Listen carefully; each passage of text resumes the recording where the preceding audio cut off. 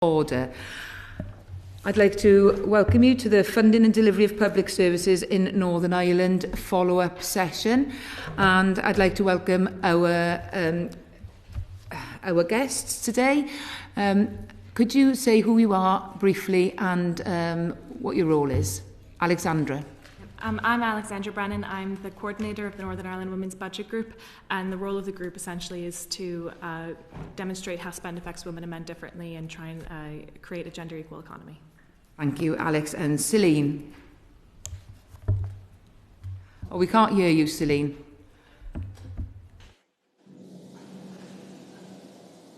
Can you hear me now? Yes, perfect. Thank you. Wonderful. My name is Celine McStravick and I'm Chief Executive at NICFA. We're the umbrella body for the voluntary and community sector with about 1,500 members throughout Northern Ireland. And Anne. Good morning, Chair. Good morning to the committee. My name is Anne Watt. I'm the Director of Pivotal, the independent public policy think tank for Northern Ireland. So thank you for the opportunity to give evidence today, and apologies for not being in the room. It just wasn't possible with other commitments this week. Well, thank you for joining us online. I'm going to start then with Alex, as she's in the room. What is your view on the state of public services in Northern Ireland?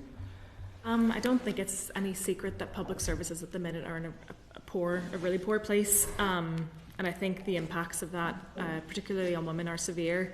It's no secret in the news we hear about the incredible waiting lists and issues with ambulances within the healthcare system. This also contributes to unpaid caring responsibilities on women that increase with the lack of domiciliary care packages and other issues around the social care system. We have an unaffordable and inaccessible childcare system that impacts on women's ability to not only get into work if they'd like, but also engage within the public sphere. Particularly in rural areas, public transport is inaccessible for many, many women. And we know that if a household has one car, normally it's the man that uses it than the woman.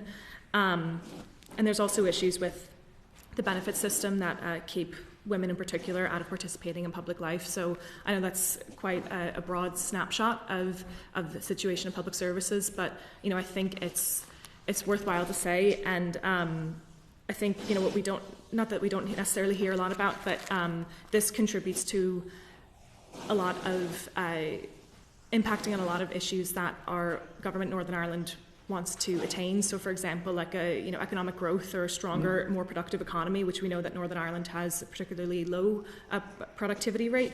All of these barriers keep women out of work or women out of engaging in public life. So we're nearly at full employment at Northern Ireland, but our economic activity rate is the highest in the UK at 28%, and the female rate is sitting at over 31%. While the male rate is about 24.6%. So, for example, when we're having those conversations with relevant departments about how to get women into work or how to engage them in upskilling, but then we don't have those barriers removed, all of those programs, all of the resourcing that goes to those programs, while, it's still important to have those sorts of programs, without those barriers being removed, they will not be able to avail of whatever upskilling or whatever education or whatever roles that they get into with these barriers in place. Well, thank you for highlighting those points, Alexandra, because the previous committee did state that education, healthcare and policing especially need improvement, and you've added to that of which other public services need improvement, particularly with a view for women. So I'll do the same question to Celine first, then to Anne. And can you just highlight which public services particularly need improvement as well? Celine. Many thanks, and delighted to be at the committee today, and again apologies for not being there in person, but I have a clash with another committee in Northern Ireland, so it's good to see our politicians so interested in the voice of the voluntary and community sector.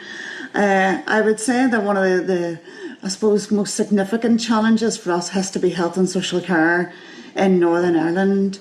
It's the waiting lists, it's the inability to see your GP, it's the inability to move through the system and even get early diagnosis for key issues like cancer, etc.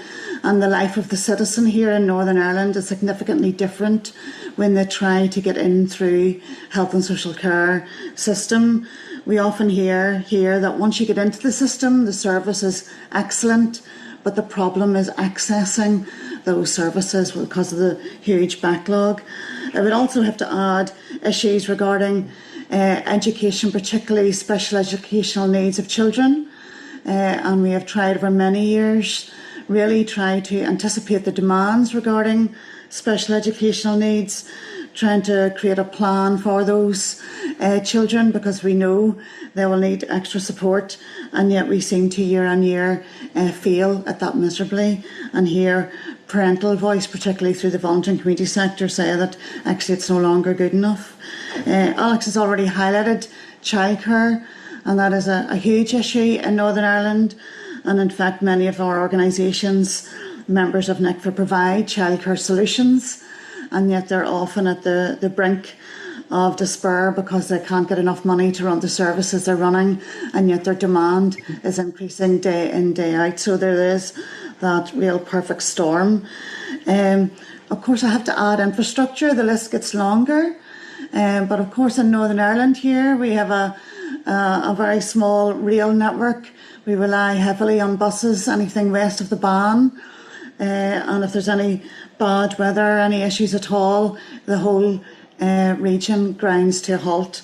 And in fact, even running up to Christmas, our capital city was gridlock because we weren't able to cope with the demands of infrastructure and transport.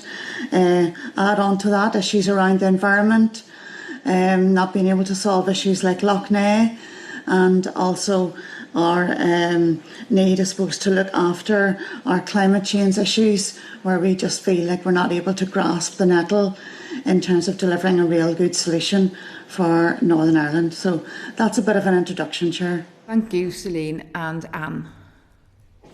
So I'll not repeat what Alex and Celine have said. I think, obviously the outcomes in health are very poor compared to the rest of the UK in terms of access to consultants, emergency department waiting times, access to GPs, and so on.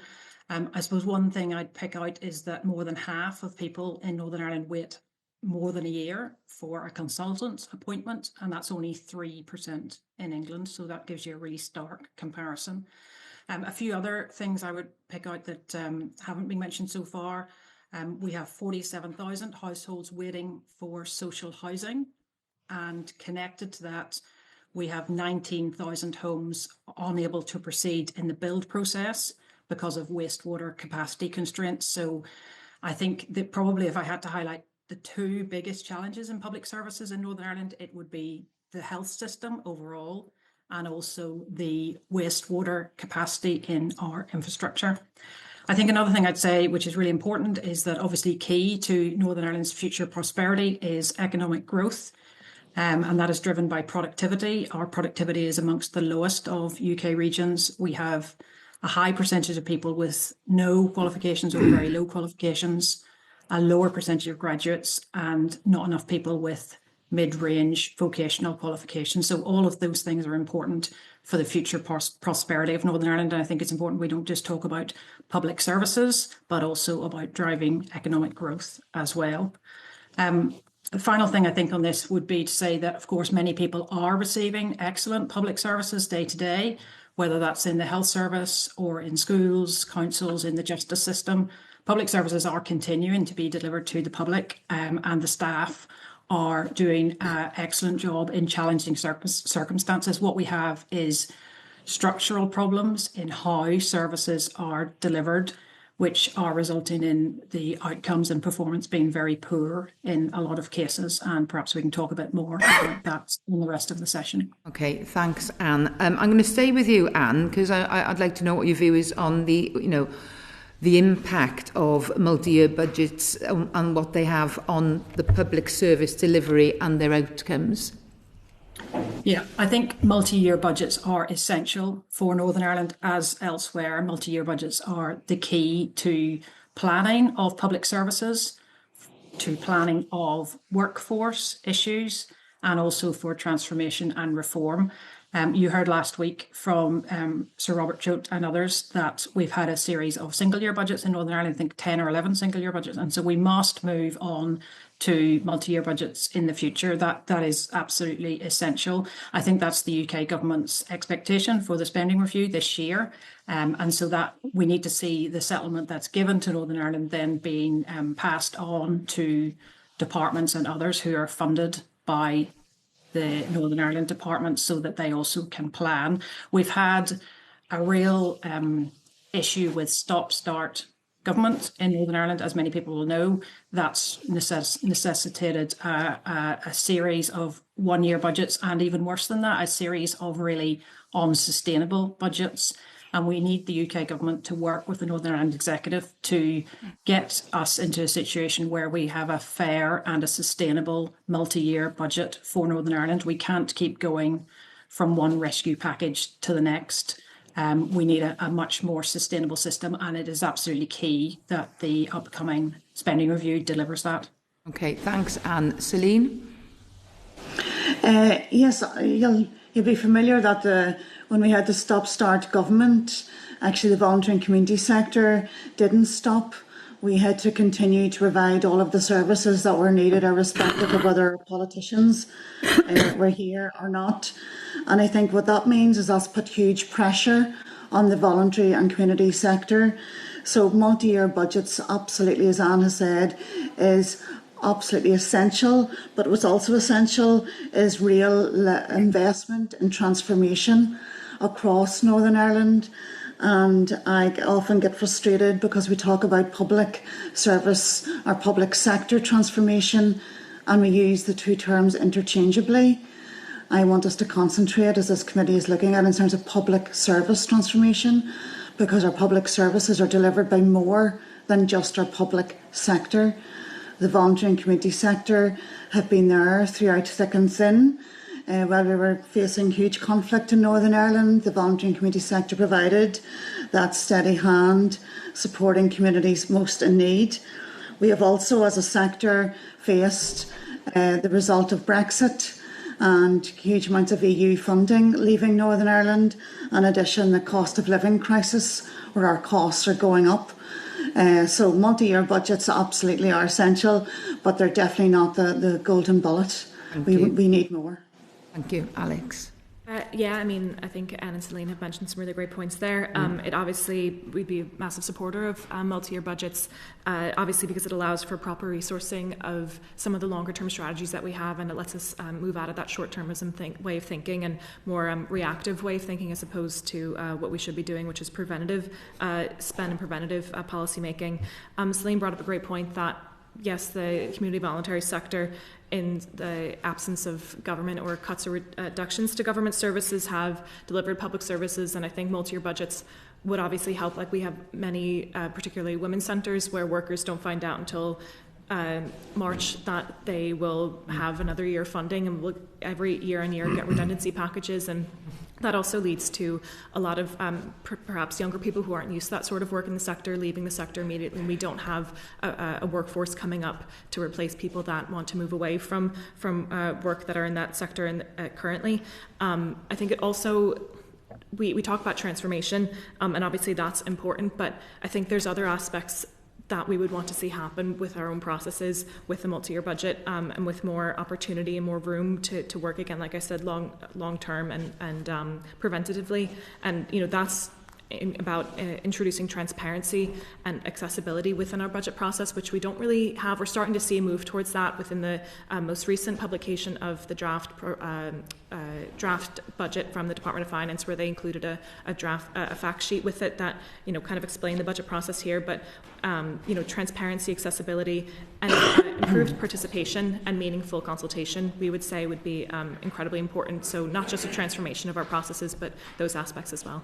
Thank you very much. And just to say, because of time, if you need to say, if somebody's already said it, feel free to say it's already been covered in your responses. Okay, Simon Hall.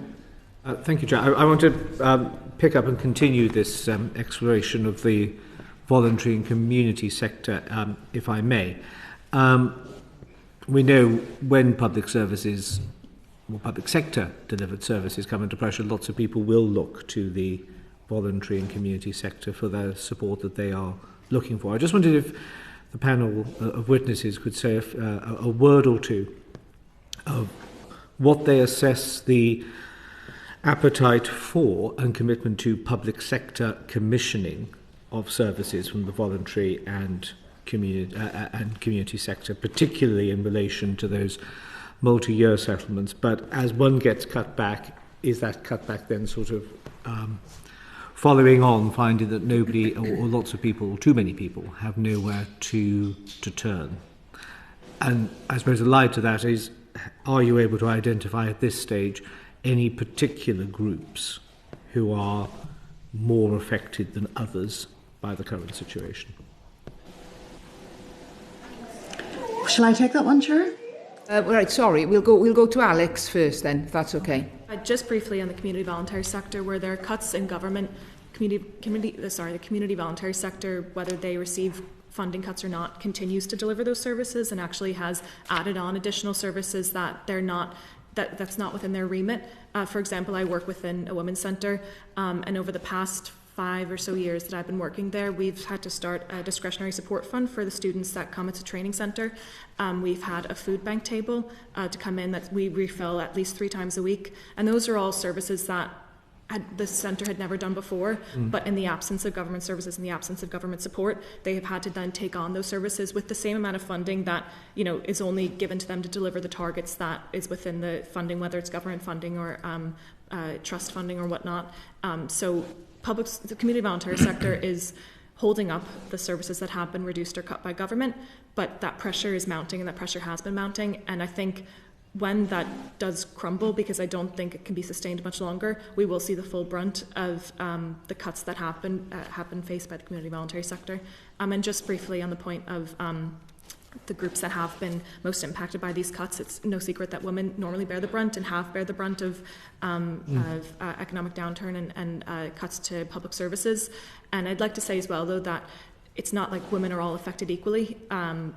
Women, there's obviously a lot of the protected identities within our own equality legislation, Section 75, have also been impacted. It's just that when women have those additional characteristics, that their impacts are then for greater. And I think I highlighted some of those impacts to women in my initial answer to the first question.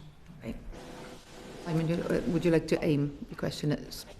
Well, I think possibly Celine might, with great respect to Anne, Celine may have a more direct view on that. Yes, thank you very much. And I suppose by way of background, to note that the voluntary and community sector employs over 50,000 people in Northern Ireland, about 7% of the workforce here. We have over 7,000 organisations as registered charities. So it is quite a significant bit of the infrastructure and framework in terms of delivering public services here.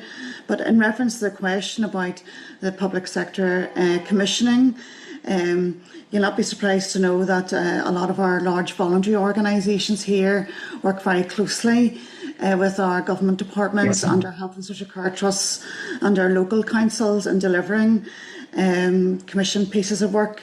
And actually what I would note most readily is the lack of consistency regarding that procurement across Northern Ireland. And it has been mentioned to me on several occasions, particularly when we consider health and social care trusts who may be commissioning services such as family support, mental health, working with people with learning disability, all of those really critical areas of work with citizens. When you work across the health trust, you'll have the same organisation providing particularly a very similar delivery model, but actually it'll be procured very differently depending on which health trust. So there is definitely room and scope for having some consistency regarding procurement, and I would offer that would offer some efficiencies as well. At the moment and over the past few years, obviously we've had budget cuts. Last year was particularly tough for all of our sector, and of course the budget in autumn didn't help with the introduction of increase in national insurance contributions. So we have We had a survey with our members very recently when that announcement came out, and over 76% of our members told us that that would have a severe impact on their service delivery. And in fact, for some members, it's going to cost them over £200,000 extra on their payroll. So that again creates a further burden in terms of service delivery. But I suppose the overall message I would say is we would like to work much closer regarding procurement of these commission contracts and make sure we have better consistency. And on that point of rising costs, particularly but not exclusively on the voluntary sector, Celine, as you've just highlighted, should we be concerned that current operators will sort of retreat from the field of delivery because it's just too much of a hassle scrabbling around for every brass farthing, and people are just not content with the level of service that they're providing, leaving a rather large black hole to be filled with nobody left to fill it, i.e. a constriction within the sector as a result of public sector pressures? Yes, I would say that we're very clear that the current picture is unsustainable. I'd say in the absence of a government and during COVID, our sector really were the front line. It was our sector who came forward with the food parcels and the help with the most vulnerable, etc. And we've definitely come to a stage where we can no longer hold it together with unsustainable funding, lack of involvement of strategic policy development, and there's a whole, I suppose, ethos of lack of valuing what we have. I often say that if you closed your eyes and imagined Northern Ireland without the voluntary and community sector, it would be a very dire place indeed. That's not where we want to get to. And Alex rightly said, our organisations are hugely resilient, but I think we are running out of that patience and resilience. There's only so much we can take. I think all of our communities would be impoverished without the community and voluntary sector. Let me just ask this final question, if I may, to Miss Watt, so she can validate her appearance fee, as it were. The Shared Prosperity Fund, a huge amount of hope pinned on that. What's your assessment as to how it's playing out? I actually think I would pass that question to Celine, who would. Okay, then. Right, let's go back to Ms. McStravick. Okay. What? Yeah, thanks, Anne. And Anne's doing that because NICFA have been leading a campaign regarding UK shared prosperity and to make sure that we don't kind of lose sight of the impact that those organisations are having in Northern Ireland. That has made a significant difference to Northern Ireland. For our sector alone in the economic inactivity part of that funding, we have 53 million coming into Northern Ireland. And we have over 60 organisations delivering pathway to employment projects with those most in need. We are now at, again, unfortunately, we're looking at another cliff edge.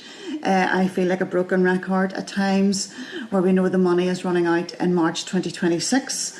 But even in this interim year, although we were glad to see a continuation of a year, we're looking at a 40% cut. So what does that mean on the ground? That means organisations are looking at, well, do we make staff redundant? Do we take on less people with learning disability? Do we work with less prisoners? What do we do? And our sector are left to try and, as you rightly said, look around for a few more brass farthings, which we need to take a step back and think about this strategically. These are people's lives we're dealing with.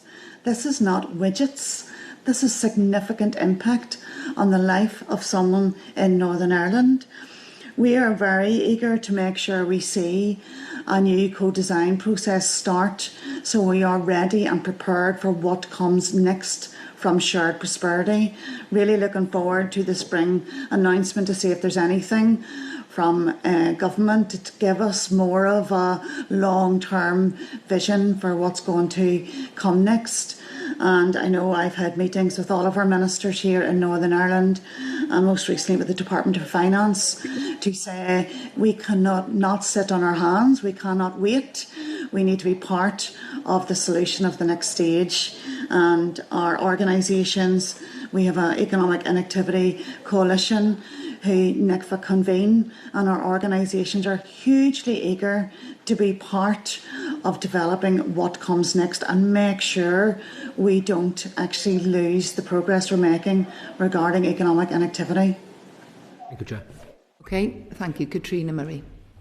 Yeah, and thanks for joining us today. I want to pick up on what Alex and Celine have just been saying and explore a wee bit further. I mean, you've been quite clear that effectively the sector's been picking up the gaps.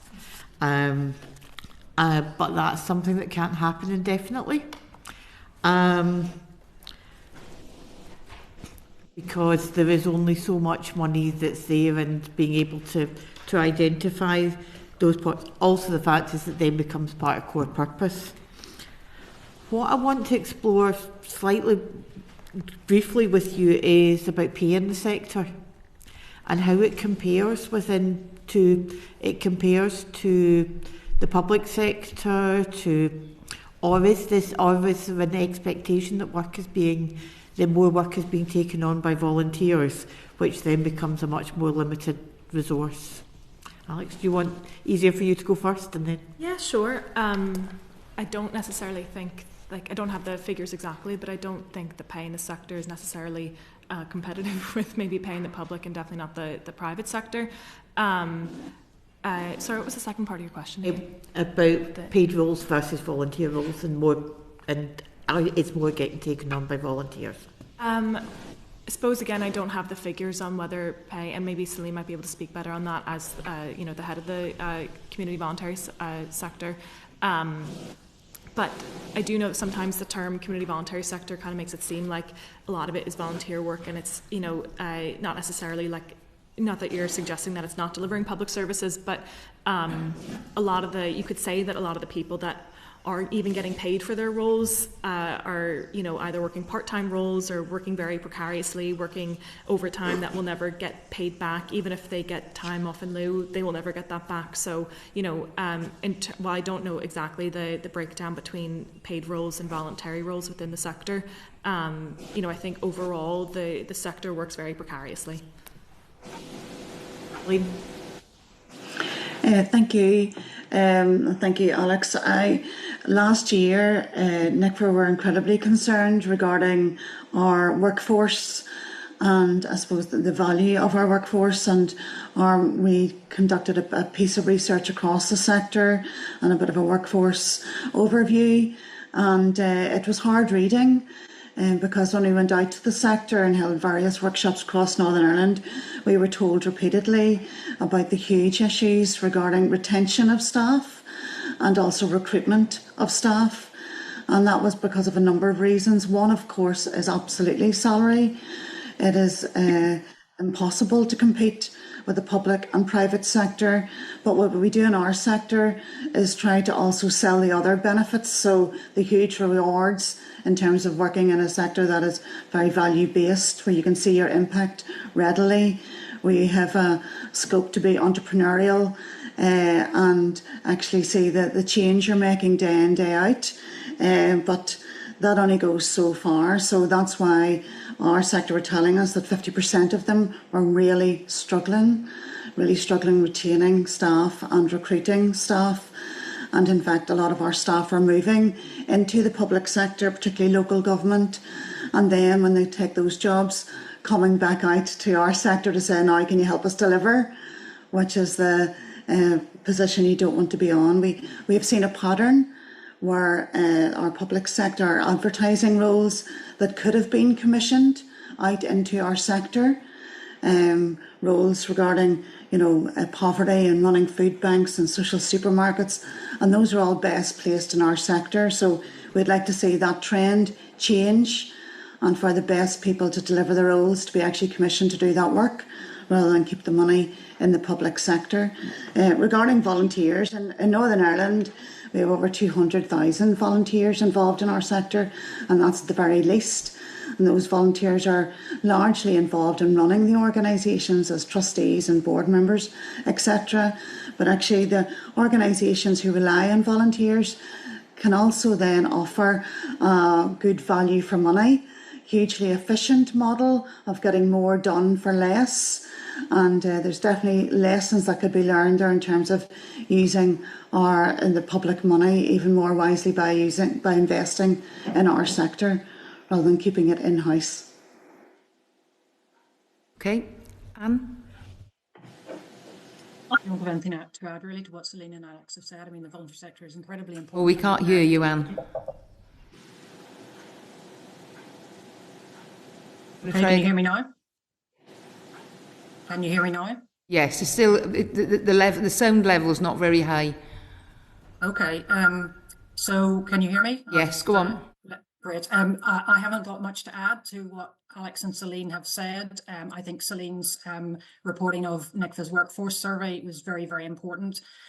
Voluntary sector is key to public service delivery and beyond in Northern Ireland. It's been really hampered in many ways by no government, by COVID, by the periods of very tight funding. It's been very difficult for them to retain their staff. As a result of that, they go above and beyond holding public services together in a lot of cases. But I think the main points have already been made. Thank you very much. David Smith. Thanks, Chair. I'll just start by declaring an interest, having worked in the voluntary and community sector for the last 23 years, 7 of which was in Northern Ireland, albeit in the early 2000s, so way back in the mists of time. But I was going to ask about the UK Shared Prosperity Fund, but we've touched on that already, so I'll sort of broaden out my question a little bit and try to be as straightforward as possible. We've heard about the value of the voluntary community sector in Northern Ireland: 50,000 employees, 200,000 volunteers, 7% of the workforce. First question is, does government understand the value of the VCSE in Northern Ireland, and if not, why not? I don't think so. I think it's talked about a lot. You know, we value the community voluntary sector. You always hear that, especially maybe at a strategy launch or when you engage with departments or officials. But practically, when we're talking about actually resourcing the community voluntary sector, or even taking the research that the community and voluntary sector does, because we do have an issue of data collection in Northern Ireland. So the community voluntary sector actually, like Celine's, the research that NICFA had done, research that colleagues of ours in the women's sector at the Women's Regional Consortium do, that does cover a lot of the gaps that we do see within government, but that research then is not given the same weight, I suppose, as government research would. So even, for example, I was on the Gender Equality Co-Design group, and obviously there would never be funding for it, but the amount of money that went into that strategy development, which at the minute is sort of in limbo, but you had so many experts on that group that if you paid them a consultative fee, but we would never even expect that. But that's the sort of, I suppose, relationship between us and government is, community voluntary sector is lucky to be in the room, and you kind of still have to push your way in, but then it's nice to have kind words, but I suppose having the actual the resourcing and valued relationship would actually give support to those kind words, if that makes sense. Absolutely. And Celine, how would you answer that question? Yes, I would concur, and I suppose I would offer some examples where our sector have really stepped up and demonstrated their value, because we don't have that sense of entitlement. We don't think we should be valued. We're really evidence-based. So if I give an example with the review of children's social care in Northern Ireland, that was conducted a few years ago. That review was done by Professor Red Jones. It showed significant issues regarding social care for children in Northern Ireland at a number of work streams. And to be really truthful, it was our sector who galvanised around that and actually said enough is enough and we want to see change. Our sector brought themselves together under the Reimagine Children's Collective with no extra funding. We weren't asking for money, but those children's organisations actually went back to the heart of what they exist to do, which is make outcomes better for children. And they moved through the process that the Department of Health had set up, and actually as a result the Department of Health then recognised them and actually accepted the value of the sector. It was a hard I suppose, challenge for the children's organisations to come together, but they really showed their true value. For me, I think that should be absolutely normal behaviour. We shouldn't have to be asking to be at the table or pushing ourselves into rooms. I am absolutely convinced that our sector are full of hugely entrepreneurial, problem-solving individuals. We are the answer to policy issues. We aren't the organisations who are going to make things more difficult. We will always make things easier because we see the problems day in, day out. So, as Alex said, lots of kind words. I would love to see more action. And just, if we can just, one final question, and if you can try and answer this in a sentence. What's the solution to the funding of the sector?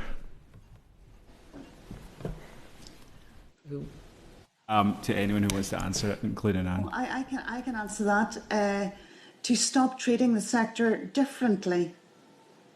So when we talk about transformation, it's transformation of public services. It's not about the Health and Social Care Trust. It's not about Education Authority. It's about these are the services our citizens need. Who is best to deliver those services? And then that should provide part of the solution.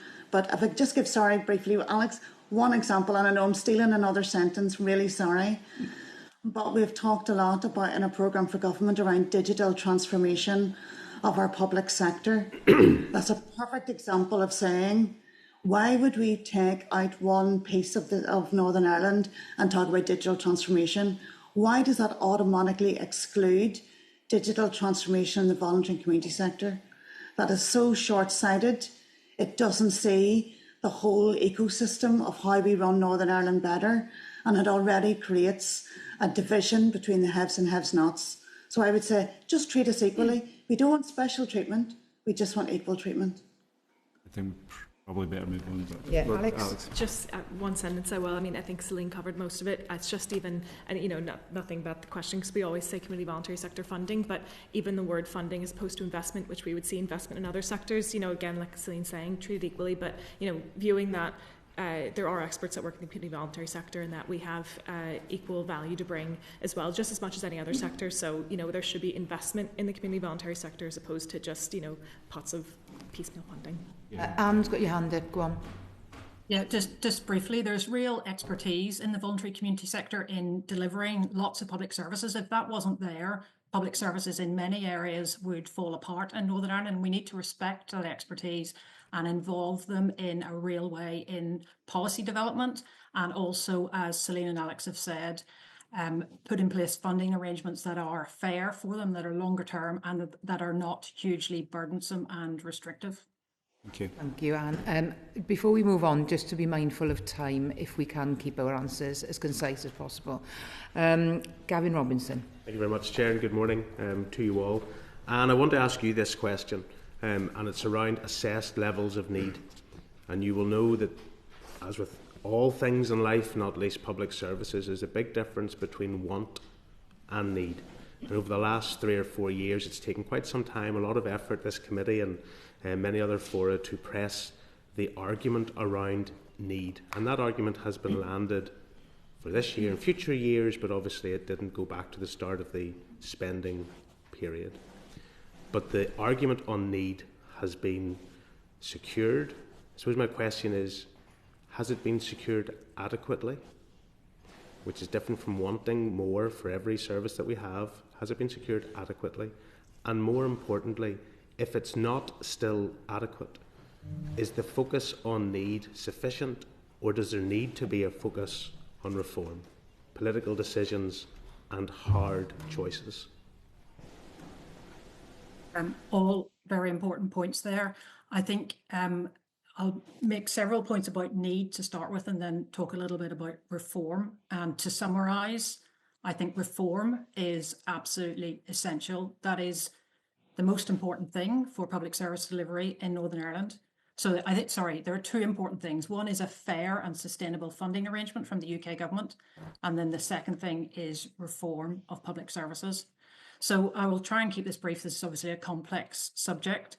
The Fiscal Council says in its independent analysis that Northern Ireland's currently getting around 125 to 127% of funding per head in England. So that's the amount that Northern Ireland is above England at present, which includes, importantly, the one-off uplifts from the 2024 restoration financial package.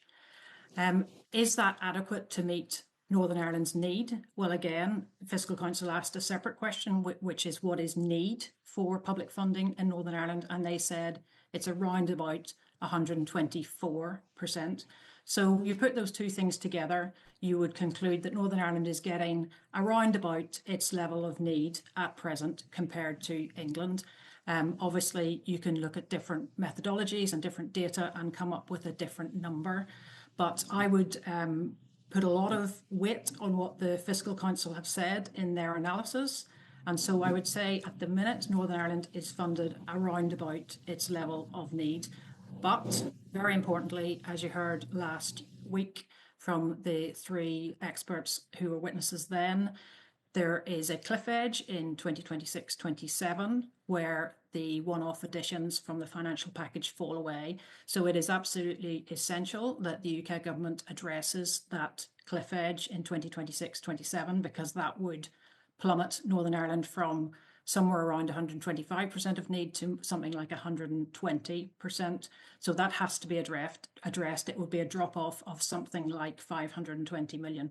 And that's completely... you can't countenance that in terms of fall in funding. So the cliff edge in 26-27 must be addressed.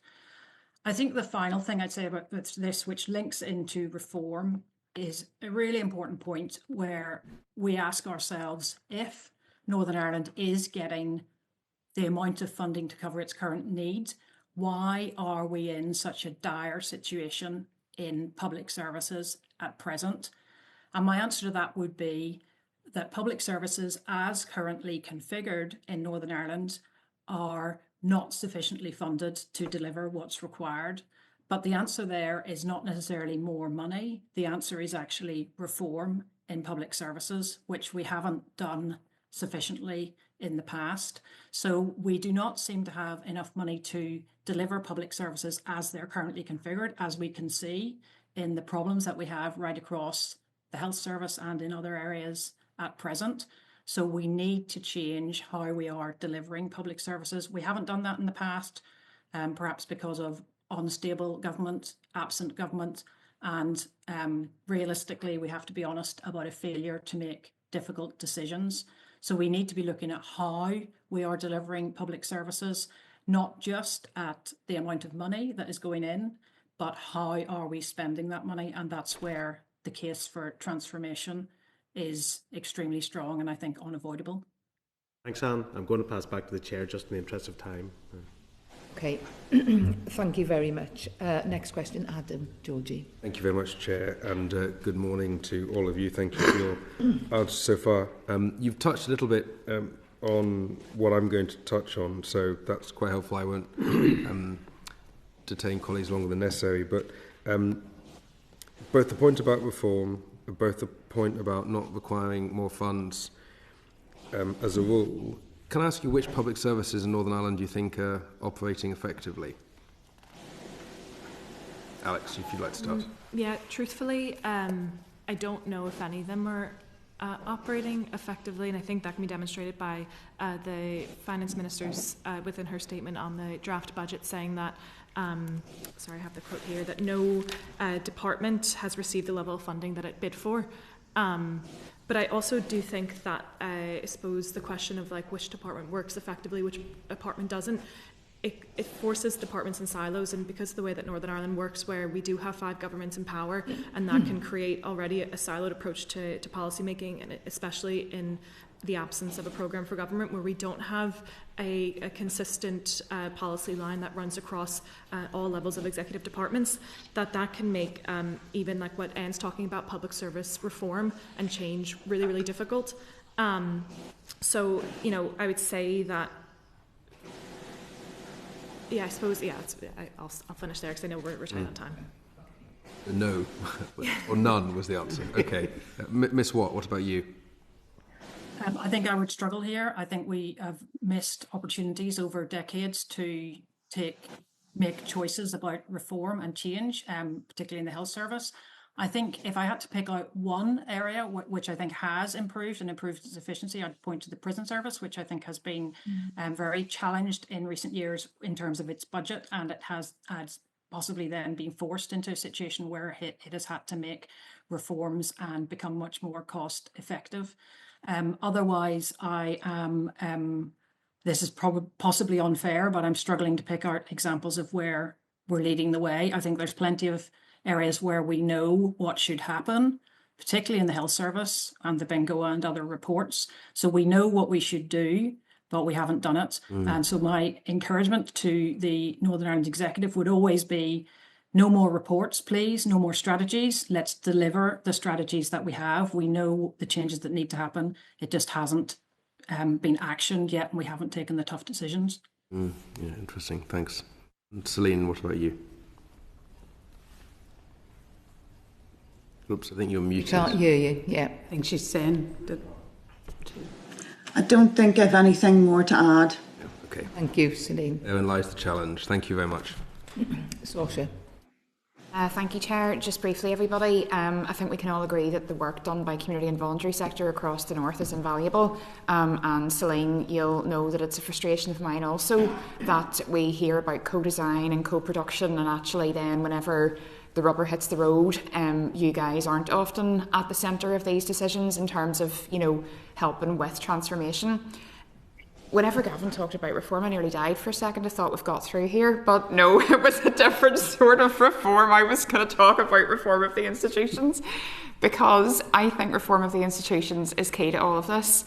And the last time we met, you were not convinced of the need necessarily of reform or something along those lines. But for me, I think the issue of the single year budgets is core to that. Celine, you've touched on the issue of procurement. At the minute, we don't have a single strategy for Northern Ireland in terms of looking at that. And surely it defies logic to suggest that we continue on in a system that could collapse at any point in the future. That surely isn't the way to embed transformation and longevity of improving public service delivery, is it?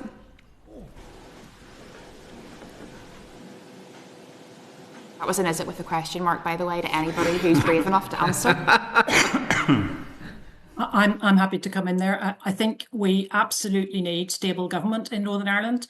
We've had 1 year of the executive being back. It seems to be functioning reasonably well. It seems to be functioning, better than in the past. We don't just need the executive to be there. We need it to be effective in government and to start making difficult decisions which are going to improve the delivery of public services and also transform public services. I think the current arrangements can work. They have worked in the past. They require not a serious amount of, to be fair, in the past. Yeah, there are periods where they have worked, and I think with sufficient leadership and trust and strong relationships, they can work. I think I'm not going to take a particular view on whether reform of the institutions is necessary. I think they can work if there's sufficient commitment to them. And the thing I'd emphasise is that the institutions as currently configured are the only thing which has been accepted in a referendum of all the people in Northern Ireland, and after obviously a very difficult, complex negotiation process. Any views on what's Celine? No, I mean, I think it would probably take the same position as Anne, that I would be maybe outside my remit in terms of reform of institutions, but I think it was a really important point that was brought up, that, and that you yourself had said that, we, because of political instability, because of single year budgets, we do find ourselves recreating strategies over and over and over again, trying to kind of pick up pieces, and whether that be because of collapse or because of financial instability and single year budgets. So, for example, being on the gender equality strategy, we had a gender equality strategy that was drafted and all this money spent on it, and then it was never implemented, and then they started the process again, and we're looking at, within the remainder of the 3-year mandate, that may not be implemented again, and we'll start that process again. And I think it was either Anne or Celine that mentioned before that we see a lot of reports and strategy development, but then no action. And I think when we're talking about funding of public services and how do we make up some of that funding, we have strategies that only need tweaking, that are sitting there dusting on shelves, and the money that is spent on recreating those from scratch, when you see that could actually be implemented or directed towards actually delivering some of those pre-existing strategies, could be an area that we would direct government to looking at. I would just further add that, as Anne said, we want stable government, and I think we are often at risk of distracting ourselves from the matter at hand. And there are huge issues regarding lack of consistency, lack of a kind of oversight of how we run Northern Ireland. And I'm not just saying that's the Northern Ireland Executive. We have people working in local government, and each local council operates completely different from each other. Our health trusts operate completely different.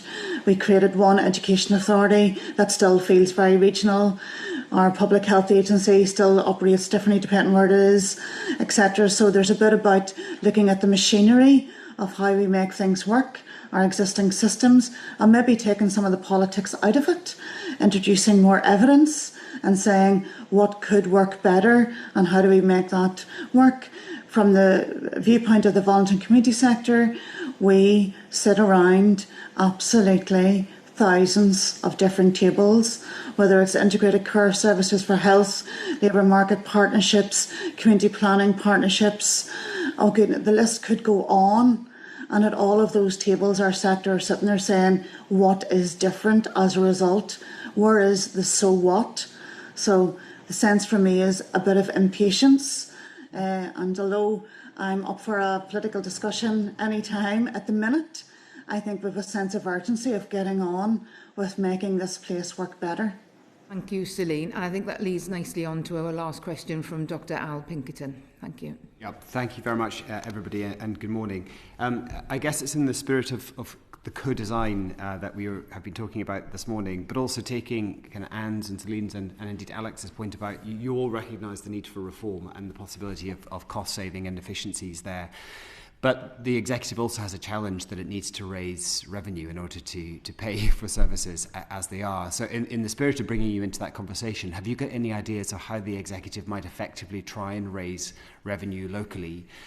Or perhaps put another way, would you recommend that they avoid particular reproductions of unjust or unfair revenue-raising strategies that you may have seen in the past and that you recognise as problematic for your particular communities?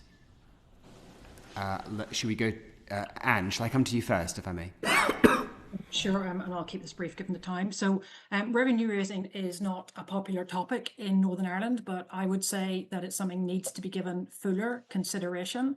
Northern Ireland households pay less in local household charges than in the rest of the UK. The Fiscal Council estimated in 2021 that was between £550 a year less, or between £550 and £900 less, largely because our rates are generally slightly lower than council tax, and also there is no charging for water in Northern Ireland, and that, as a little aside, is part of the reason why we have a catastrophe in our water infrastructure at present. So I think the topic of revenue raising needs to be addressed more fully in Northern Ireland. It is being resisted so far. However, I suppose the caveat would be, even if you raised domestic rates by, say, 10 or 20%, say if you raised them by 20%, you'd raise about £150 million a year. So this is not the answer to all of Northern Ireland's public finance problems. It's part of the answer, but it's not all of the answer. And a rise of that scale, any politician in the room will know a rise of 20% would be hugely unpopular and resisted. So revenue raising, I think, does need to happen more in Northern Ireland. It needs to be considered properly and not just dismissed by our politicians, but it's not the whole of the answer. Thanks. I think I'll go to Celine next and then finish off with Alex. Just to add to what Anne said, obviously our concerns is that revenue raising often impacts those who are most in need, and we would want to see for an equitable distribution of any revenue raising. I suppose what's often shocking in Northern Ireland is our levels of poverty. It'd be remiss for me not to remind people that 19% of children are living in absolute poverty in Northern Ireland, and quite shocking figures from Trussell Trust talking about how last year, from April 2023 to March 2024, over 90,000 emergency food parcels delivered, which was an 11% increase in the previous year. So statistics can often be deceiving, but I think those two statistics are something we need to constantly bear in mind, that we need to look after those who are particularly vulnerable in our communities. Thanks, Celine. Alex? Yes, I refer to what some experts at the Nevin Economic Research Institute have talked about when talked about the revenue raising issues, some of those super parity issues that were brought up in the previous year. So those were, some of them could be viewed as anti-poverty measures, and like Celine has demonstrated, we have a serious issue of poverty in Northern Ireland, whether it be because of something like the 5-week wait, which we've talked about, disproportionately impacts women, or whatnot. Like, that is something that we would be concerned if was removed, that it would only worsen the situation that is already dire for many people, in particular women in Northern Ireland. Something that, though, we haven't necessarily heard in this conversation that we think isn't necessarily a silver bullet, because like Anne said, even the revenue raising issues or revenue raising powers wouldn't be something to completely fix the finances in Northern Ireland, but we have a really poor compliance with our Section 75 equality obligations, and we do believe that better compliance with how we assess which policies or how resourcing can improve or might actually hurt equality in Northern Ireland, and how to mitigate those from the start of the policy process until even the monitoring phases, could actually determine and better direct resourcing to actually be to have more targeted outcomes, I suppose, is what I'm trying to say. And that also goes and coincides with poor data collection. So we need to improve our data collection, whether that be a data audit of, what data we're collecting we don't need, or where the data gaps are, because we need to have decision-making driven by data that is accurate, data that covers all different equality and disaggregated groups. And something that we would promote within the Northern Ireland Women's Budget Group is a thing called gender budgeting, which sort of demonstrates how spend affects women and men differently, and is a gendered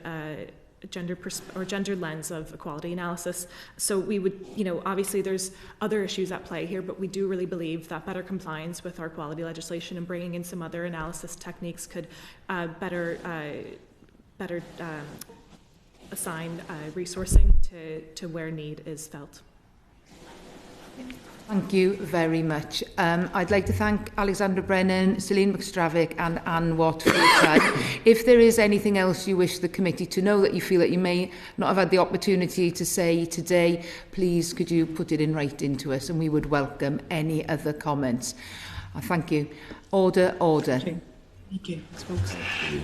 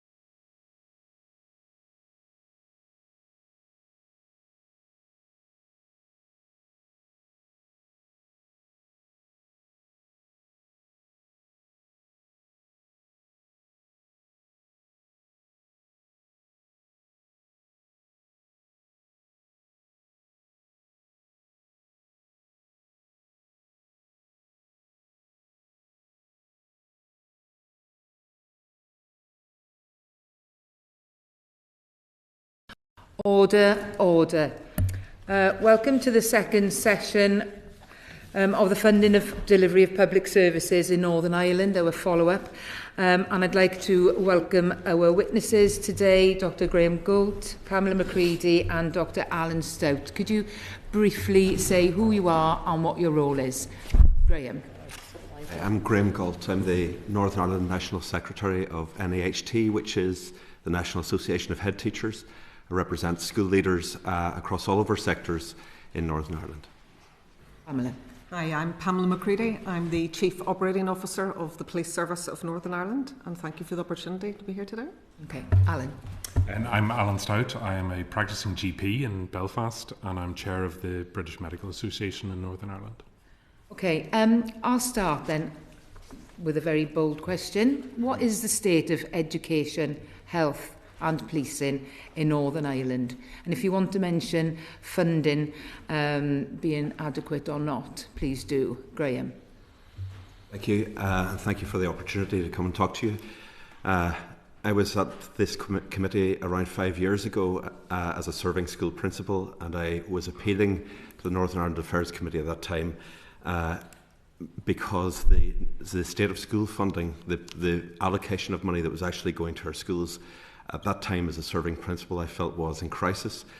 My school and other schools were being subsidised and held together basically by the goodwill of parents who were supplying basic materials to keep schools running. And unfortunately, the situation at that stage I couldn't imagine could have deteriorated, but it has deteriorated significantly since then. Indeed, at the end of March in 2024, at least 50% of our schools in Northern Ireland were operating from a deficit position, and the Education Authority at that time estimated that that would rise without any additional allocation of money to 80% of our schools, and that there has been no additional allocation of money, and that was also without calculations around national insurance rises, pay increase, inflationary increases and so on. So our schools are really struggling, and our most vulnerable children are paying very heavily for this situation. Okay, Alan. Yeah, our health service is not in a good place at all, and I think that is well recognised, and that's been reported very clearly over the past couple of weeks. It's been reported UK-wide, but Northern Ireland is in a particularly bad place.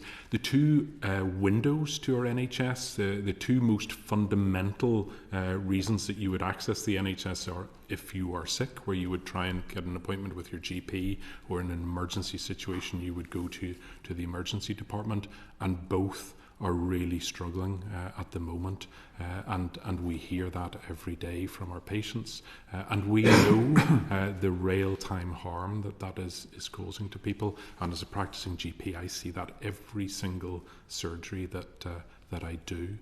In terms of funding, we do have a problem. We've got two problems with funding of the NHS in Northern Ireland. One is that the total amount isn't correct. And again, all of the projections have shown that. Whenever we project back even to 2013, 2014, we know that we've always had to allow for a roughly 6% growth in NHS funding. We should be sitting, based on that calculation, at about 8.7 billion at the moment. We're well short of that.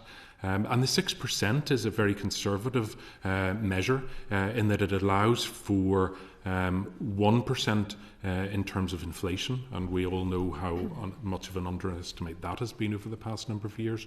1% in terms of new technologies, new drugs, and so on. And again, that's a massive underestimate given what's happened recently. And 4% for demographic change and change in demand. And again, Northern Ireland actually sits slightly outside of the UK. We're more successful in Northern Ireland at keeping our elderly patients, our elderly friends and colleagues alive, and so we've had a greater growth of the over 85s than anybody else has. But the other fundamental difficulty with funding that we have within the NHS in Northern Ireland is that we put the money in the wrong place, and plan after plan after plan has shown with the demographic change, we need our patients, particularly elderly patients, at home, and we need to deliver the care as close to home as we possibly can. And year after year after year, we put it into the acute sector. The acute sector can't deal with those patients. They can't discharge those patients. They eat and swallow more and more and more resource. And then we wonder why we end up with crisis after crisis in our acute sector while we have a starved primary and community sector. Thank you. Pam. Me.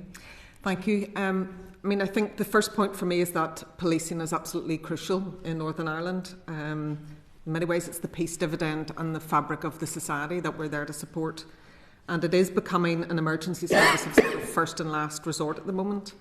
I think for us, since 2010, certainly since really devolution, our budget it's actually been a 3% cut, but it's standstill at best. And with inflation, that's actually sort of a 36% reduction. So Alan's making reference to the, circa almost 90% increase in the health budget and indeed the education budget. But that has stood still for us. The recommendation coming out of Patton was that we would have in the region of 7,500 officers and say 3,000 police staff. We're sitting at below 6,300 officers at the moment and just over 2,200 staff. And that is a significant problem. Our ability to respond to our communities, which is for Northern Ireland what that community policing and neighbourhood policing is about. We have a 300 reduction in our neighbourhood policing teams. We're having to merge teams. We're not being able to give that commitment to 16 hours availability of a day. There's extractions of those teams to deal in the same way, in many ways, to health, to respond to the emergency response aspect of that on our local neighbourhood policing teams. We've had a drop, just the pure numbers of unavailability of officers, to our tactical support teams, which is our public order, and that resulted in the summer in us requiring mutual aid from our colleagues in Scotland to be able to deal with that.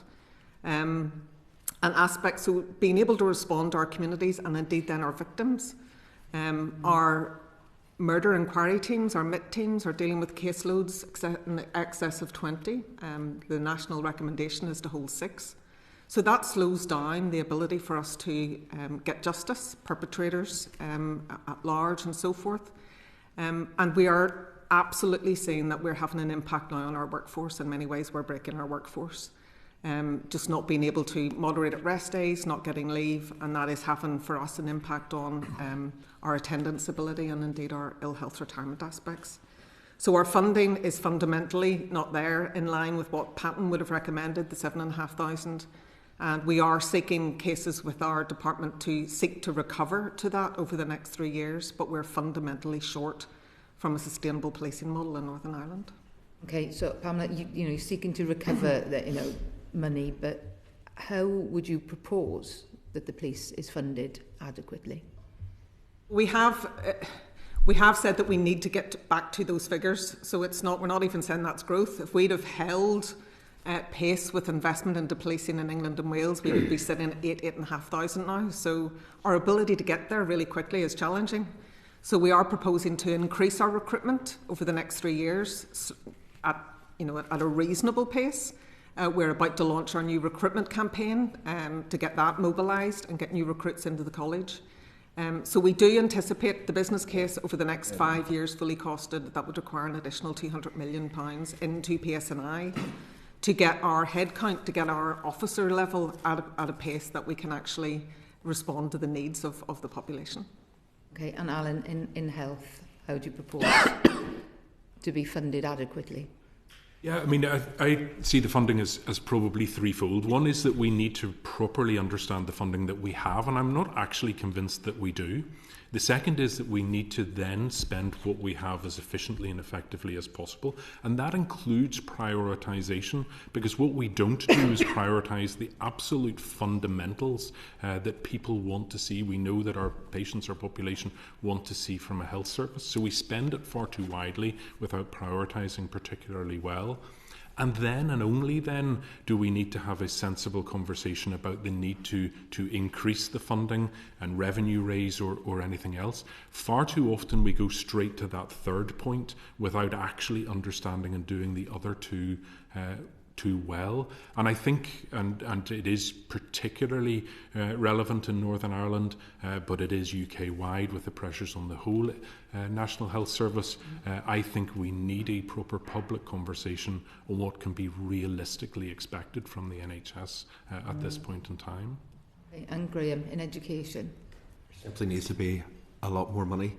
I find it very unsavoury every time we're talking about budgets and financial provisions in public services that 3 points of delivery of public service find ourselves competing for money, like 3 hungry children scraping around for a meal. It's not the way public services should be run. Public services should be run by the identification of need and for the professionals who are at the frontline point of delivery in any public service saying, this is what I need to meet the need in front of me.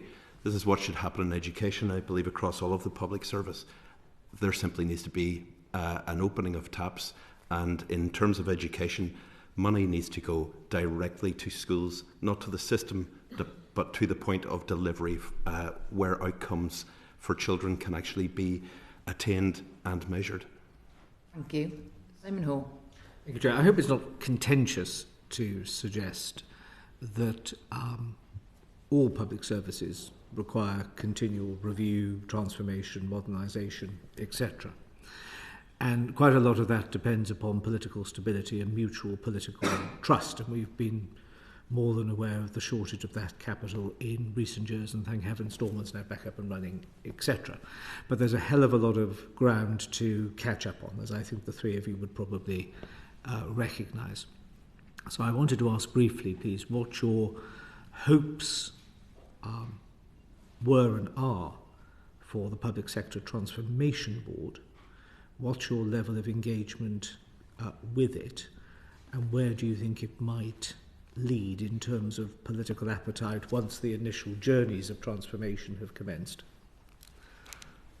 And I don't get this the wrong way, I'm ambivalent upon which one who starts first, but should we start with Ms McCreedy? Yeah, interesting, Alan and I were speaking before. I had been involved in a lot of the attempts at health reform a number of years ago.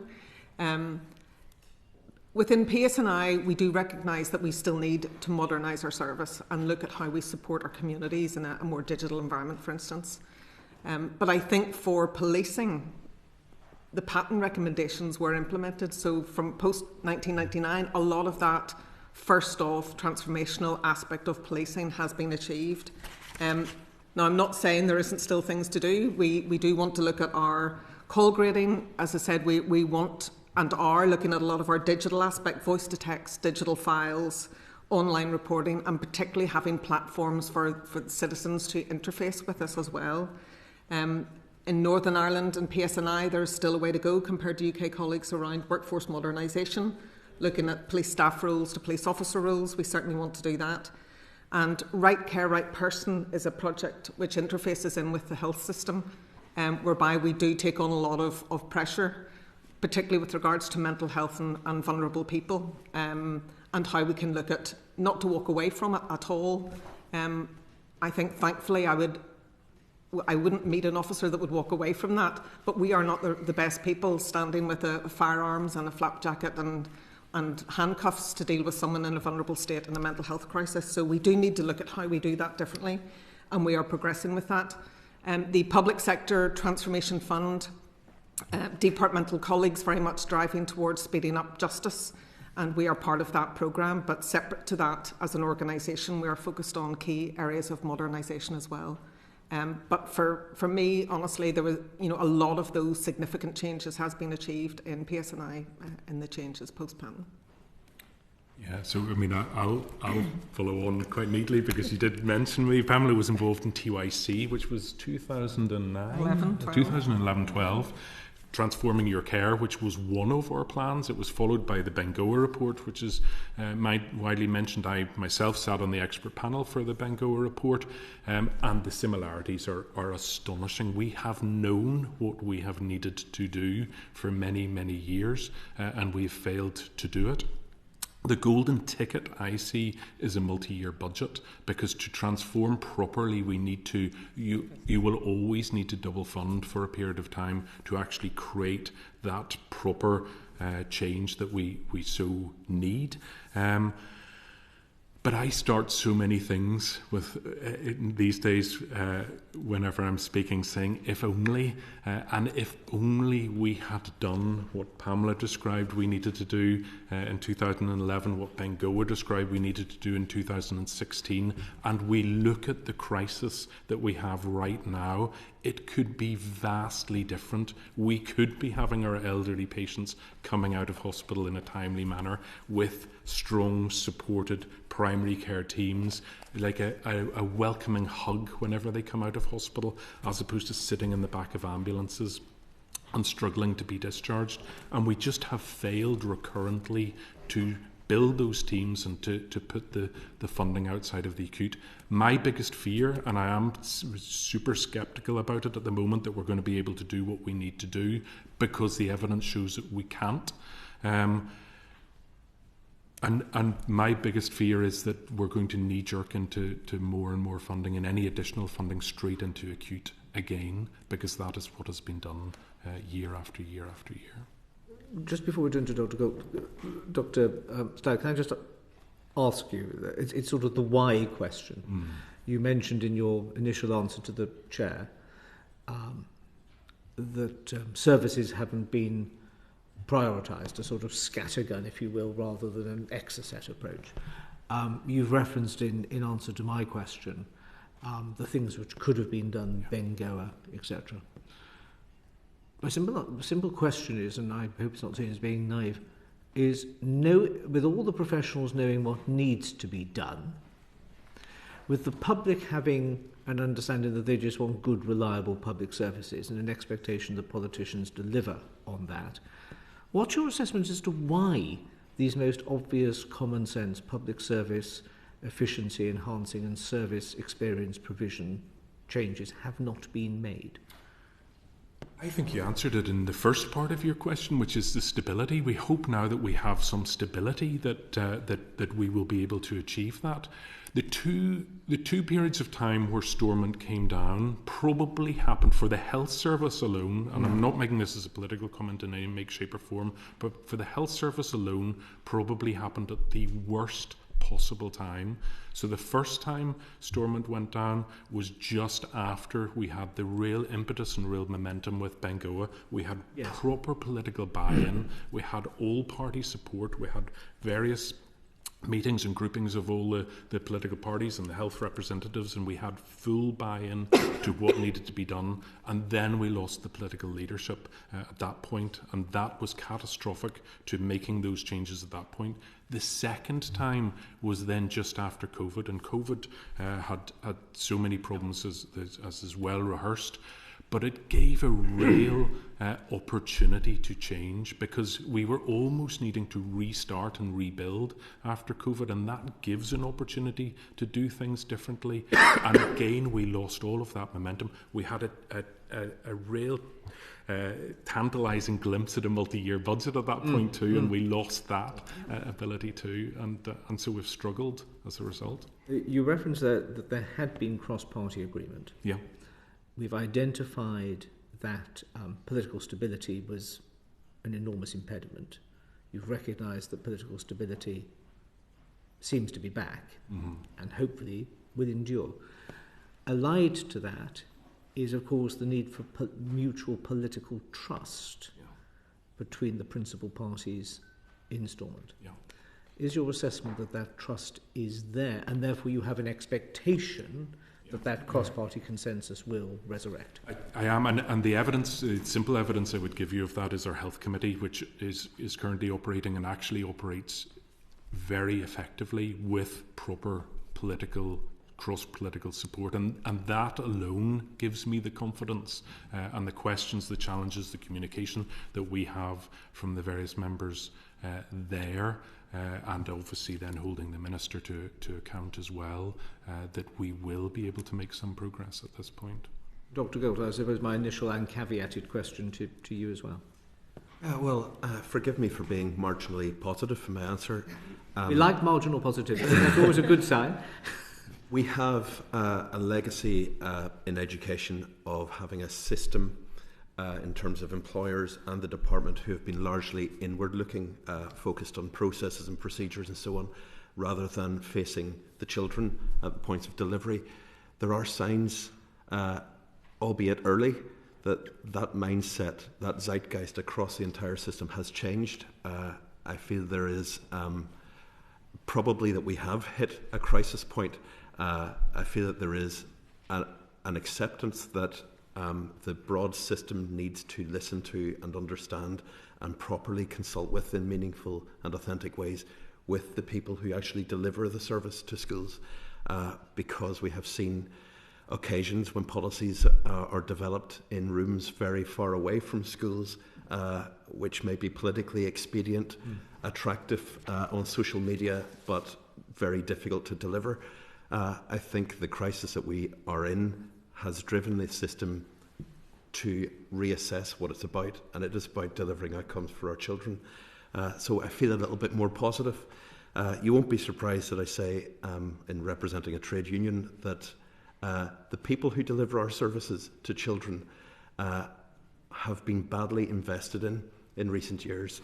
And although after an intense period of unpleasant industrial dispute, we reached an agreement back in early April of last year, the teaching profession and the wider education workforce in Northern Ireland still remains as the poorest education workforce on these islands.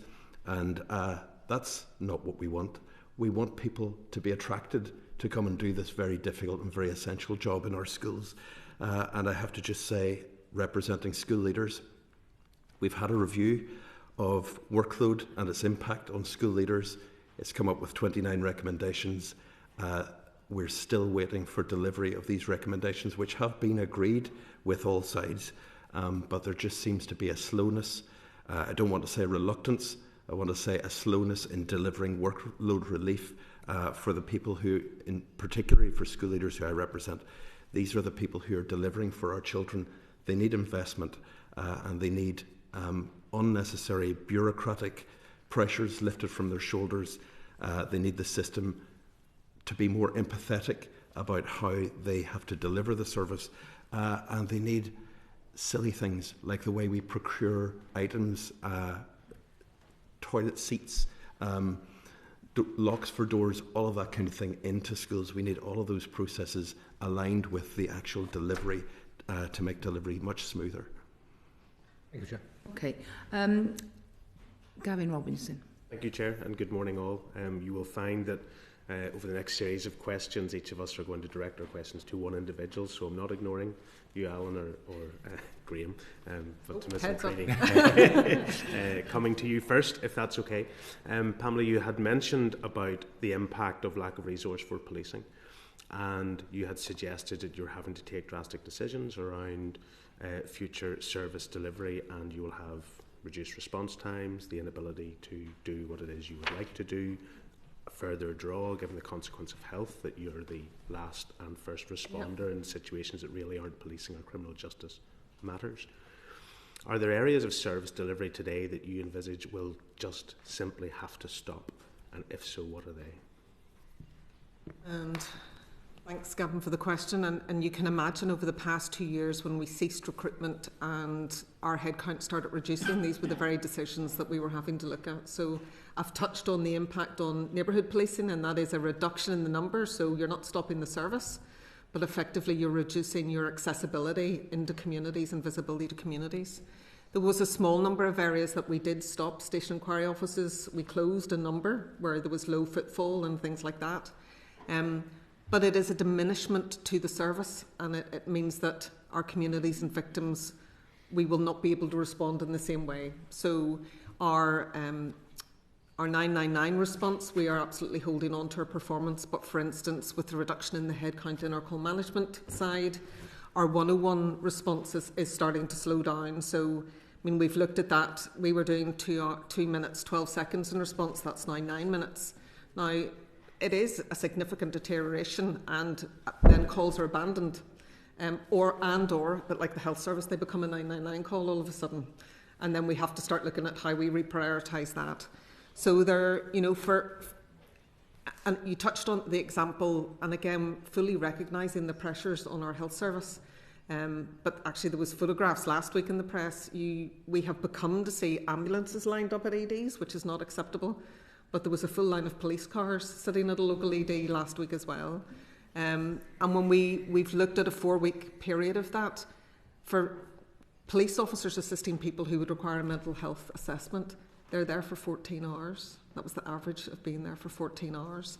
And that is just not sustainable for us. So seeking not to just walk away from it, but work with colleagues around that right care, right person, around who is the best person to be there, and I've touched on it already. So it is a diminishment to our service, and we would seek to always respond and help people, Gavin. And I think that's been the challenge for us, and it is then, a bit like Graham had mentioned, it's the impact it's having on our workforce. But it is slowing down. I think it's the investigative side of that you see slowing down. Health and policing is quite similar. You know, you get a 999 call, we will respond. But it's then when we get there to investigate that crime and assist those victims, then that slows down. So getting those criminal justice outcomes are slowing down for sure. You fairly outlined some of the budgetary challenges earlier, and you suggested that over the significant period of time your budget has increased by 3%. The health department's budget in the last 10 years has more than doubled. It's almost 150% increased. Yep. The education budget has more than doubled. It went from 1.1 to 2.7 billion pounds. And the Department of Justice budget has doubled as well, from 660 million pounds to 1.2 billion pounds. What do you think it is? Is there a political impediment within the Department of Justice to give police the money they require? Is there a requirement to reform how you are treated, because prison service and court service and legal aid are agencies of DOJ, whereas you're a non-departmental body reliant on their funding, but you're certainly not on their bottom line and their balance sheet? What do you think needs to change? Because if their budget has doubled, why hasn't yours? I think there are a number of factors, and colleagues have touched on this point around multi-year budgets, stability of government. We don't have a lot of the opportunities that forces in England would have around precept or raising funds or being able to carry reserves, should you ever have them, which is not our position. So for us, our single-year budgets has been particularly challenging, and our only other real source of income is from UK government with regards to additional security funding. So, you know, we have been engaging with the department over the past sort of 18, 24 months around your very point. You know, effectively our budget has been flat since 2010, which means back to the modernisation point, we have had to make those efficiencies generally through our non-pay aspects to try and hold our head. No other part of that justice family has had to do that. Yeah. So the question is, are you getting the support you require from the Justice Minister? There was obviously an issue a few months back with correspondence, and it's quite unseemly from the department. Yeah. But are you getting the support you require, or do you need there to be a greater way in which you, as a service for Northern Ireland, are dealt with? I think I'll answer it in too quick, and I am answering your question in doing this. Certainly the Minister has been engaging with us on that need, and we have presented material and business cases around proving that we have been fundamentally underfunded certainly for the past decade, and there is a recognition of that. We have worked hard to get that reflected into the programme for government, so to get the executive recognition and support for that, that we require investment to increase. So I think with regards to us making the case and the Minister listening and recognising that and presenting that into the executive, it's similar to the health question. In many ways it takes the whole executive to support where the particular priorities and needs are, but we feel we've certainly made that case. Yeah. Two quick questions. Is there enough political awareness about some of the issues that you are going to face down the line on McLeod judgment, holiday pay, legacy liability? Do you have a global sum that needs to be publicly aired as to what that may mean to future policing budgets? It's challenging for us. So the year that we're currently in 24-25, we have, as part of the autumn budget, we have effectively received the money we need to break even, but that was £150 million for us, which is 15% of our total budget. So we go through the year not knowing that we can actually, in many ways, break even. But that excludes the points that you've made. So in addition to that, we're anticipating a holiday pay liability, data breach liability, And indeed, whilst I know you'd be fully aware of a lot of the investigative transfer for legacy to the ICRIR, we will still have a requirement around the civil litigation of those cases. And each of those, broadly, between holiday pay and data breach, in the region probably of 200 million. At the moment, we're working up the exact amount, but we could say civil litigation on legacy, probably in around the same. So there are significant funds in addition to our baseline budget, which has got a structural deficit in it as well. So those are significant on top of our baseline budget. Because that's potentially another £500 million. It is. And just finally, because we mentioned legacy, and I mean, as a society, we all suffered through the Troubles, but particularly police and police family suffered considerably through the legacy of the Troubles. In a session like this, when we're talking about the inability to pay holiday pay, to recognise service of officers in Northern Ireland, to recognise some of the experiences and trauma that they went through and the support for current day officers and the inability to find money for that. Can I ask you on the impact of the morale of police officers when on a day when we are trying to understand the need they have, that we hear that a government decision on legacy could mean compensation for an IRA terrorist like Jerry Adams?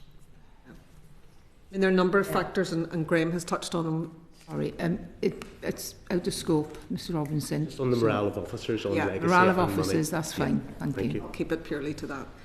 Graham has touched on, how we recognise, reward and support our workforce. And for our officers and staff, that has been very much around ensuring that we can get their pay awards through 2023. There was a point where we may not have been able to award the pay award. We have managed to do that, and indeed in 2024. So I think for the morale of our officers, I agree with you from the point of view we need to ensure that we can get their pay and recognition through. We need to be able to have shift patterns that work for them. We need to have enough officers and staff on the ground to make their job doable. And those are the things that are absolutely affecting the morale of the workforce currently. And I think for us, just with regards to some of the legacy of the past issues, we do need to have a sustainable funding mechanism to deal with that going forward. That doesn't affect our baseline budget for policing now, 2025, going forward. Thank you. Thank you, Chair. Claire Hannah. Thank you very much. As Gavin said, just in the interest of time, we're focusing on each of you, but without sounding too sycophantic, thank you for your answers and agree with that analysis. You shouldn't have to be squabbling over the resource. Graham, I'm going to focus on SEN and to roll up a few questions, if you don't mind. Are you concerned that the SEN strategy is released without specific figures and budget attached? Are you seeing sufficient cross-departmental work? And in the interests of being positive and constructive as you are doing, are there reforms and solutions that you see available that allow us to use this resource more efficiently and ultimately improve outcomes for children?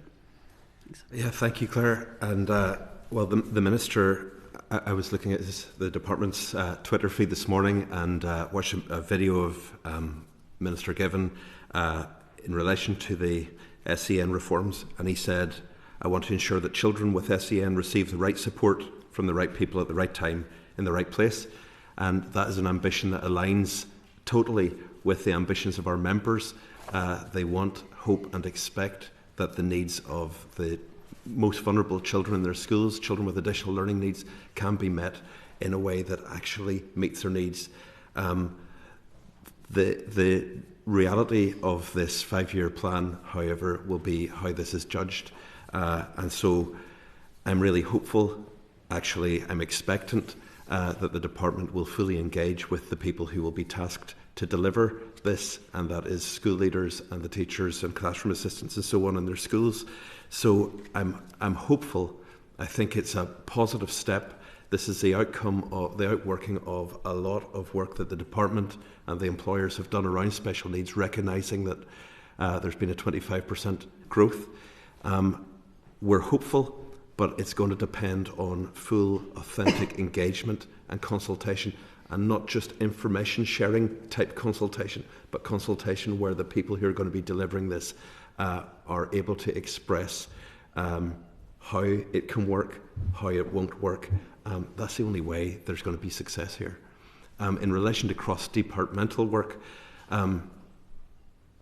There have been some improvements in recent years, but there are still great difficulties around capacity, and where we find it most for children with special needs is at early intervention. So in health, I know you'll agree, there's a huge over-demand and under-capacity for multidisciplinary work for very young children before they get to formal education, in terms of speech and language and all sorts of needs. And we have 3+ reviews which are happening now in schools where nursery settings are identifying the needs that are in front of them, but that's too late. All of that should be happening much sooner. So there is a willingness, and again, trying to be positive, the people who are actually delivering this work in the multidisciplinary teams in health and the workers in education, they are there and they have the heart to do it. Their difficulty is around funding and the support mechanisms for them, and those delays have significant delays for the children.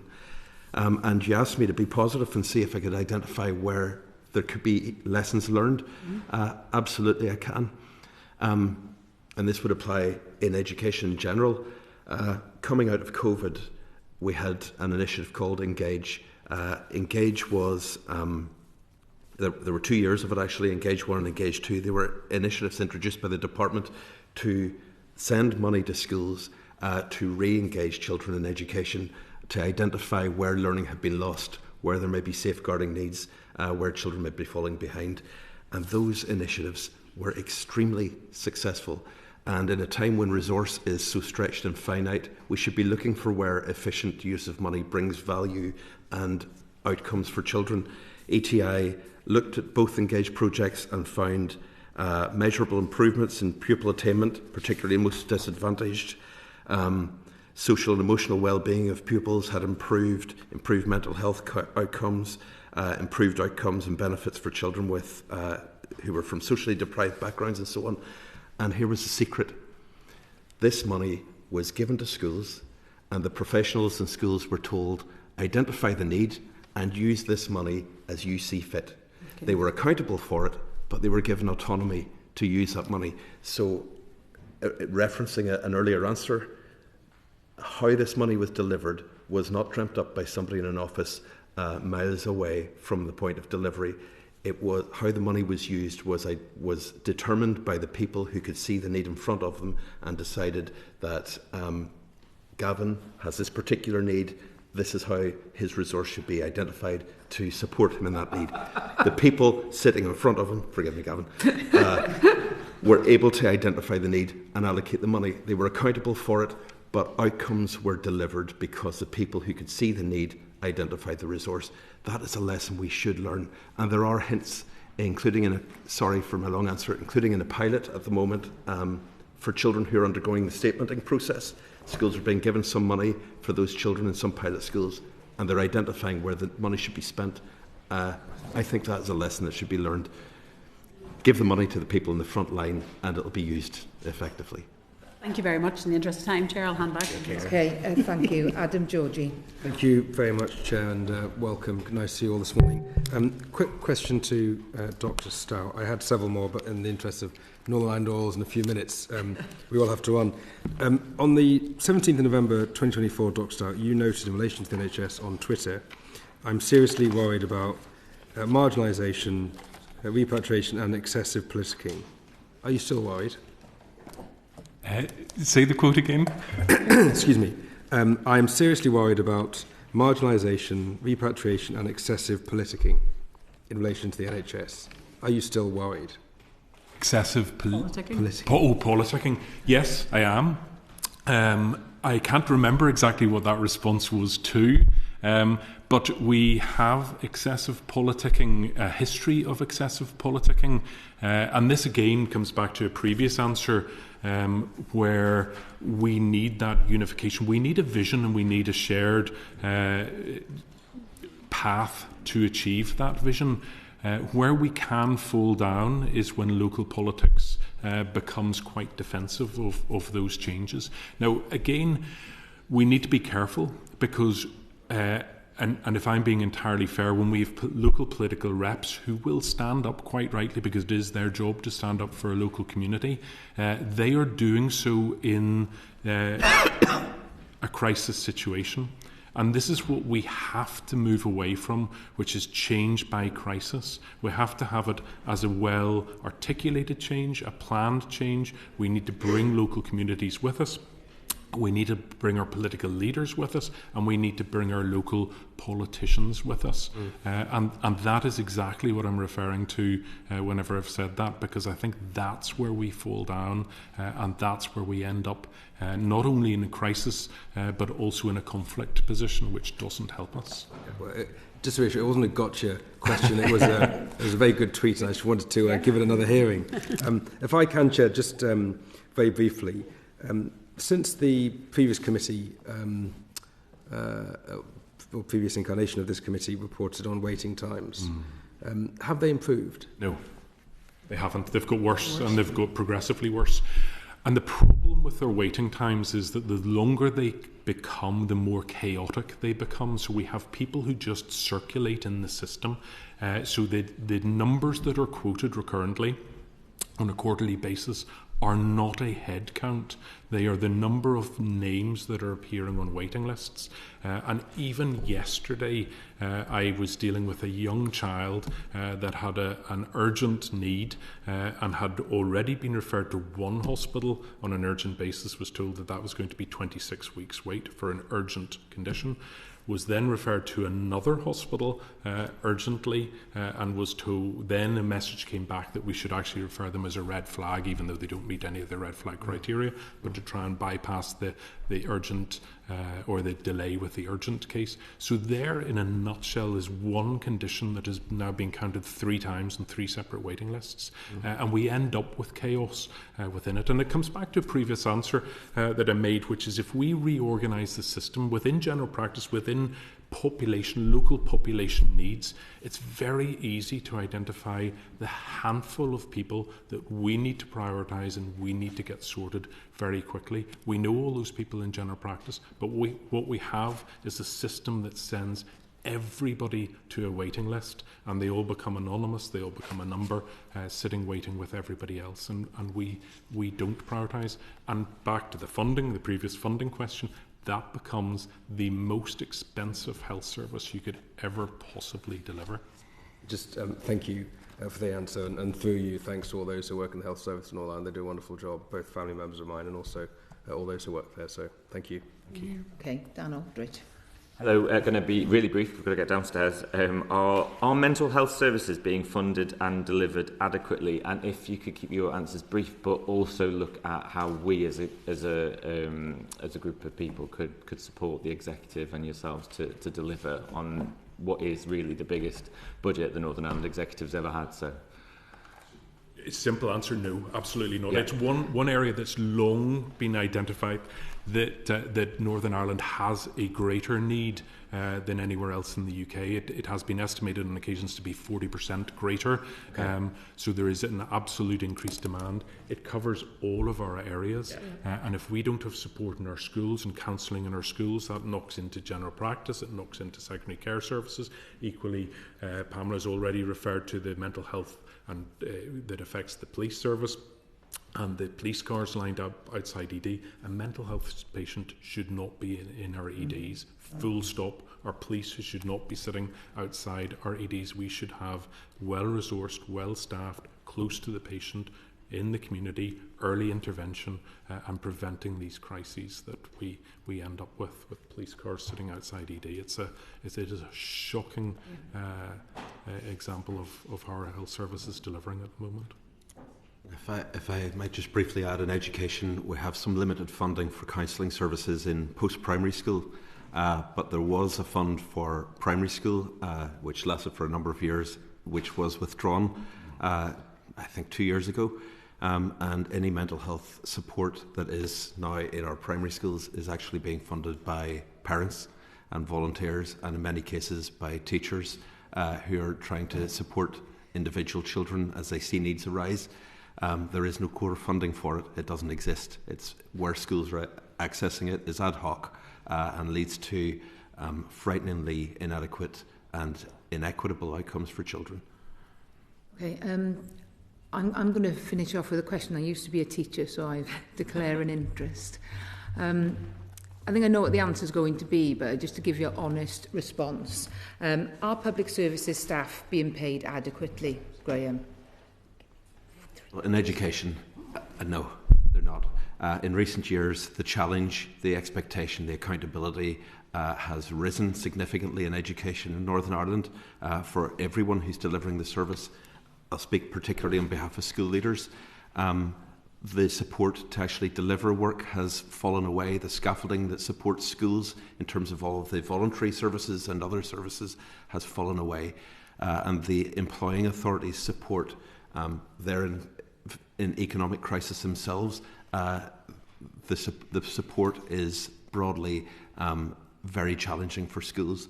They're not being paid well. Morale is exceptionally low. They continually see that they are the poor cousins to everybody else on these islands when actually they're trying to deliver a consistent service in an area which is more economically deprived than elsewhere, in an area where there are higher numbers of children with additional needs than elsewhere. So my answer to you is no. You would expect me to say that as a trade union, no, but